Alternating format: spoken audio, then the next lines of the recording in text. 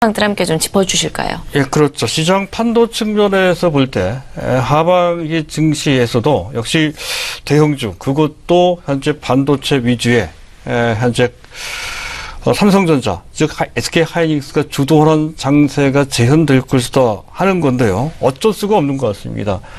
이만큼 실적이라고 하는 성적을 내는 현재 분야가 없기 때문에 그렇다는 것이죠. 그야말로 최고의 IT, 그것도 반도체 전성 시대가 도래하고 있다.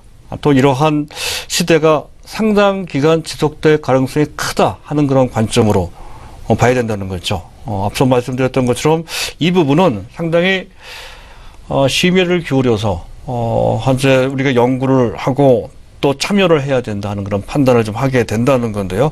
상황이 그렇습니다. 반도체 앞에서 수출 말씀드렸습니다만은 거의 1년 내내 계속해서 추세적으로 급증을 하고 있다 하는 거죠. 또 삼성전자, SK 하이닉스는 하루가 멀다 하고 연일 사상 최고가를 갱신하는 것도 또한 그렇습니다. 많이 올라갔음에도 불구하고 여전히 밸류는 낮은 상태라는 것이죠. 또한 연초에 잠깐 그런 얘기가 있었죠. 현재 반도체 업황이 1분기 내지 2분기가 정점이지 않겠느냐라고 하는 경계론입니다. 그 얘기는 지금 쑥 들어갔습니다. 다시 나오지 않고 있는 그런 모습도 그렇고요. 또 약간 우려했던 반도체 가격의 변동성. 지금 현재 평균 계약가, 옛날 고정거래가입니다. 그 계약가가 약간 내려올 줄 알았던 것이 4기가비트 기준 DDR4입니다. 그 기준 3.09달러 수준으로 오히려 지난달에 비해서 12%로 올라가고 있습니다. 떨어지는 것이 아니라 외려 올라가고 있다는 것이죠. 그리고 또한 삼성전자 같은 경우는 글로벌 전체, 반도체 시장 전체로 봤을 때 삼성전자는 만년 2위권이었죠. 항상 1위는 인텔이었습니다. 금년부터 인텔을 외형으로 또 수익성으로 완전히 압도하고 있다는 것이죠. 외형으로 보더라도 144억 달러 내지 대비 149억 달러로 2분기 때부터 앞서기 시작, 반도체 부분만 따진 겁니다.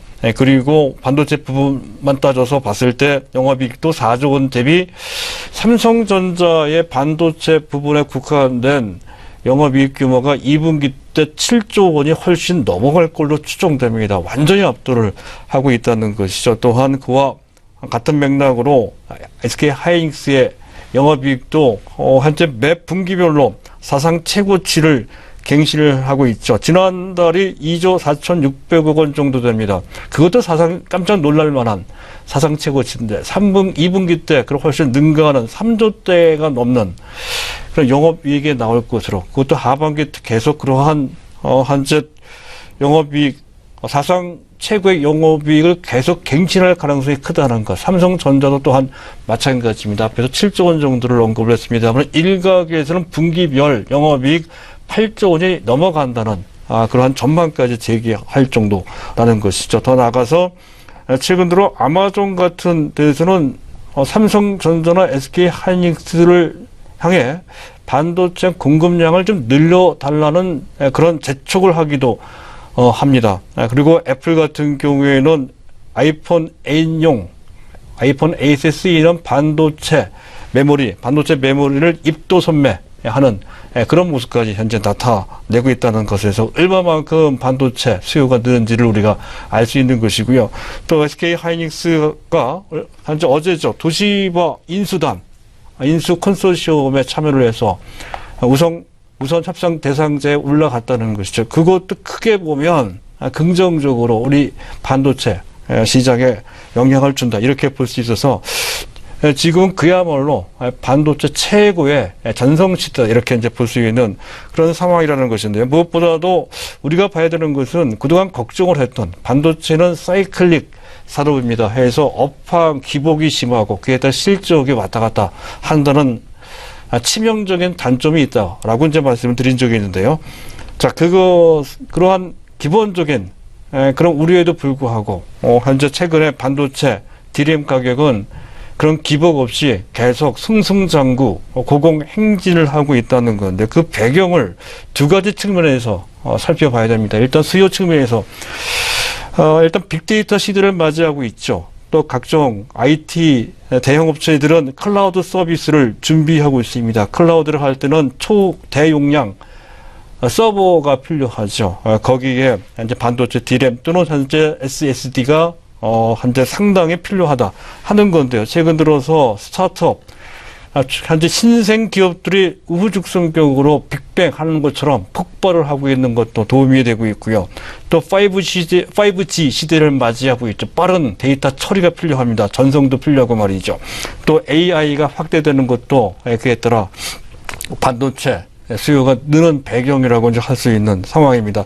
또한 정부나 또 각종 은행 같은 기관 같은 데서도 지들이 각자 보관했던 데이터를 믿을 수 있고 또 안전한 그런 서버 쪽으로 그 데이터를 옮기는 그러한 흐름도 나타나고 있다는 것이죠. 그래서 이런 빅데이터 시대를 맞이해서 반도체 수요는 구조적으로 그것도 상당히 빠른 속도로 폭발하고 있다 하는 측면을 알 수가 있고요. 또 한 가지는 메모리용, 모바일용 메모리도 상당히 빠르게 현재 그 수요가 증가되고 있다는 거죠. 최근 들어 사용자들이 그 애플에서 한번 시도를 했던 것 같습니다. 현재 애플 사용자로 하여금 서버 쪽에서 대용량 빅데이터를 준비하고 있으니 현재 사용자들은 클라우드 형식으로 해서 현재 서버 쪽에다가 각자의 현재 메모리를 저장하라 이런 주문을 했던 모양인데요. 각자 사용자들은 그것을 거부했죠. 오히려 자기가 갖고 있는 기기에 초대용량 메모리를 장착시키는 것을 원하는 쪽으로 가닥이 잡혔습니다. 이에 따라서 아이폰 8은 초대용량 메모리가 장착이 된다는 것이죠. 아이폰이 그런 정도의 결정을 했다고 한다면 뭐 삼성전자는 당연하고요. 중국계 아이폰 제조업체들도 마찬가지일 겁니다. 서버식으로 클라우드 형식으로 해서 현재 메모리를 만드는 것이 아니라 제공하는 것이 아니라 각자 각 기기에 초대용량 메모리가 장착하는 식으로 전개가 된다는 것. 이것 또한 수요가 증가되는 상당히 중요한 배경이 되겠습니다. 수요도 그렇지만 무엇보다 중요한 것은 공급 측면입니다. 이 점은 그전 벌써 한 2년 된 것 같습니다. 상당히 오랫동안 제가 주장을 했던 내용인데요.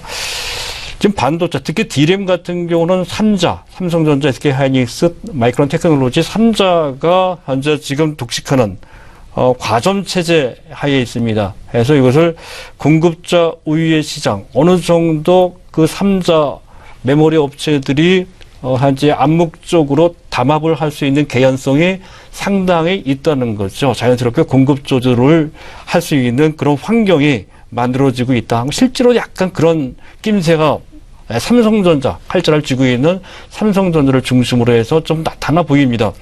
실제로 어떤 삼성전자는 D램에 대한 미세화 공정, 미세화 개발과 관련된 그러한 개발을 작년 중간쯤 한 6월달 정도로 추정이 됩니다. 중단한 것으로 18나노까지 간 다음 더 이상의 미세화 공정을 하지 않는 그런 쪽으로 결정을 한 것으로 판단이 됩니다. 작년 9월경 노광기 업체 ASML 지분 3%를 1.5%로 낮춰서 지분을 현재 축소한 것도 그렇고요. 2016년도 매년 40 내지 50%의 비트가 성장하는 율입니다. 성장률이 매년 40 내지 50% 기본적으로 가는 성장률인데요. 비트 그로스가 20%로 줄었습니다.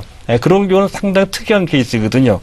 그런 걸 등으로 봤을 때 임의적으로 반도체 D램 미세 공정 개발을 중단을 했다. 이런 추정이 충분히 가능하다 이렇게 판단이 됩니다. 그만큼 지금 현재 반도체 개발에 쉽지 않고 돈도 많이 들어가죠. 이런 상황이 전개되면서 반도체 D램의 고공행진은 추세적으로 구조화되는 것으로 판단이 됩니다.